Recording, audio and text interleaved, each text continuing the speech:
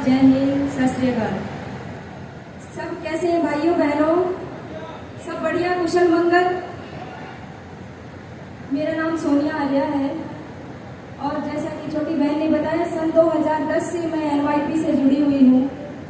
और स्वर्गीय भाई जी जब शारीरिक रूप से अस्तित्व में थे तो मेरा सौभाग्य रहा कि मैंने 13 शिविर उनके सानिध्य में किए।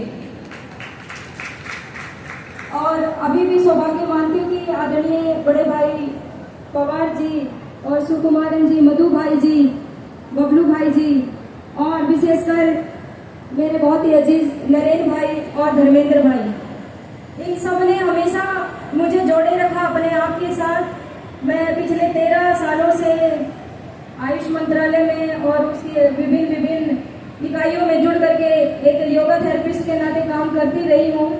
और कुछ लंबे समय से मैं राष्ट्रपति भवन में भी योग थेरेपिस्ट के रूप में कुछ रिसर्च का काम है और कुछ महामहिम की सेवा का कार्य है वो करते रहते हैं। मैं आपको सिर्फ ये बताना चाहती हूँ कि जिस शिविर में आज आप प्रतिभाग करके यहाँ पर आई हैं, मैं भी ऐसे ही शिविरों से निकल करके वहां तक पहुंची हूँ और ये मेरे लिए बहुत ही गर्व की बात है। अन्यथा तो मैं बहुत सारी ऑर्गेनाइजेशन से जुड़ी हूँ और सौभाग्य है कि मेरी भी आज खुद की एक ओम फाउंडेशन नाम की एक संस्था है जो मैंने कोविड के समय में रजिस्टर्ड की थी। और उसमें जो भी हमने काम किया, आप यकीन माने, सारा आदरणीय स्वर्गीय डॉक्टर SN सुब्बाराव जी की प्रेरणा से मैंने किया। जब कोरोना में लोग डर के मारे मर रहे थे तब हमने 3 PP किट, पूरा हेड शील्ड पहन करके, ट्रिपल, 4पल, 5पल मास्क लगा की लेयर लगा करके लोगों को हमने योग की चेतना से लोगों को हमने मोटिवेशन दिया, उनका साहस दिया, उनको जिंदा रखा। वेंटिलेटर से लोग उठ करके अपने घरों को सलामत पहुंचे हैं। और बहुत बड़े बड़े रैंक के ऑफिसर, बहुत अधिकारी जो एकदम कोमा जैसी स्थिति में चले गए थे। मेरे को बार बार भाई जी की एक बात याद आती थी कि जब तक आपके जिस्म में एक भी बूंद का कतरा है, आपको स्वयं पर और आपको इस संसार में भेजने वाले परमात्मा पर विश्वास करना है और वो काम करना है। आज का जो विषय है, मैं बस इसके बारे में कुछ 4-5 लाइनें बोल करके अपनी वाणी को विराम दूंगी, क्योंकि आज आप सभी का हक है आज मंच पे बोलने का। भाइयों, मैं अपने अनुभव की बात आप सभी से ध्यान से सुनना, नहीं तो बहुत पछताओगे मेरी बात। मैं आप भी आपको बता रही हूँ, मुझे भुगतना नहीं पड़ा, लेकिन हमारे जो साथी भाई बहन है युवा को भुगत रहे हैं। मेरी उम्र तो 34 साल हो गई, लड़कियां उम्र बताती नहीं है, मैं खुलेआम आपको बताती हूँ। लगती भले ही नहीं हूँ, मेरी आयु 34 वर्ष हो गई है। आज 34 वर्ष का एक युवा, शायद आप में बहुत सारे 30+ होंगे, लेकिन आप हमारे देश में जो डिजास्टर होते हैं, चाहे वो कोविड है, चाहे RQ है, चाहे कोई भी महामारी आ जाए, अभी आप देखेंगे कि हमारे जो देश की शान है, जो सबसे महान है पंजाब में जो विपदा है, आप देखिए कितना बड़ा वहाँ जान-माल की हानि हुई है। अगर ऐसे में आपके पास अपने कमाई की सेविंग है, आप जी जान लगा करके आप कर सकते हैं। मेरे ऊपर टाइम का प्रतिबंध नहीं है। मैं आपको ये कहना चाहती हूँ कि हम जिन चीजों का शिकार हो रहे हैं, फोन का, ये फोन को आप गुड बुक में लेकर के रखें, बैड बुक बैक हिस्ट्री में ना लेकर के रखें। यदि आपके सपने बहुत बड़े हैं तो आपके सैक्रिफाइस उसके बहुत गुना हजारों होना चाहिए और सैक्रिफाइस आपको हर दिन करना पड़ेगा। सबसे दुर्भाग्य की बात है, मैं दिल्ली में रहती हूँ, मेट्रो सिटी है, रोज मेट्रो में आना जाना होता है। और दुर्भाग्य आप अपना सौभाग्य कैसे बनाएंगे वो आज इस मंच से आप सुन लीजिए। जिस दिन आपको ये लगन लग जाएगी कि आज सिनेमा में मूवी कौन सी लगी है, उसकी बजाय आपको ये लगे कि आज मार्केट में बुक कौन सी लॉन्च हुई है। सरदार भाई जी के पास मेरा बैग रखा है, आप देखेंगे आज भी उसमें 2-3 लिटरेचर की बुक है, मेरी योग PhD की बुक है। मैं साथ में रखते मेरा पूरा सफर उन्हीं में जाता है। मैं मोबाइल को बहुत ज्यादा नहीं करती, सुनती हूँ, गुरुवाणी है, शब्द है, भजन है, वो सुनती हूँ, लेकिन मोबाइल को स्क्रीनिंग देखने के लिए मैं यूज नहीं करती हूँ। इसीलिए शायद मेरा सौभाग्य कि मैं आज इस मंच तक पहुंच पाई और आज इतनी बड़ी जगह में काम करती हूँ।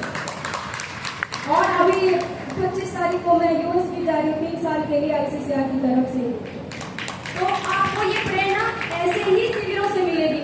एक और मेरी जो तरक्की में NYP का बहुत बड़ा योगदान है, मैं आपको बताती हूँ। 2018 में जब हम सुकुमारन भाई जी से मिले थे दिल्ली में, हमारे बहुत सारे युवा साथियों ने